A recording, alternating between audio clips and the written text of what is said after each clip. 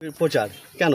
আমি গ্রামের ছেলে, গ্রামের মানুষের মতোই থাকি এবং গ্রামের মানুষের পাশাপাশি থাকি, কাছাকাছি থাকি, সেই জন্য গ্রামের ভাব নিয়ে আমি প্রচার করতে নেমেছি। সাইকেল তো আমরা ছোটোবেলা থেকে সাইকেল চালাই, সাইকেলে অনেকটা পথ পরিক্রমা করে যাই, সেই জন্য সাইকেলে প্রচারটা একটা অভিনব মনে করি গ্রামের মানুষের কাছে আমরা এই প্রচার করতে। বলছি দুধদা, হ্যাঁ, বিভিন্ন গ্রাম তো ঘুরছেন, কি প্রচারে কেমন সাড়া পাচ্ছে? বিপুল ছাড়া মানুষ, এই যে সরকার, এই জেলার যিনি সভাপতি, তিনি মানুষের গণতান্ত্রিক অধিকারকে কেড়ে নিয়েছেন, কখনো পাঁচনের দাওয়াই দিয়ে, কখনো আবার নকুলদানা, কখনো আবার চরম। এ বলার অর্থটা কি? মানুষের গণতান্ত্রিক অধিকারকে তারা দেবেন না। মানুষ তার গণতান্ত্রিক অধিকার বাঁচাতে বিজেপির সঙ্গে আসবে, কারণ জানে তারা বিজেপি থাকলে গণতান্ত্রিকভাবে আমরা ভোট দিতে পারবো।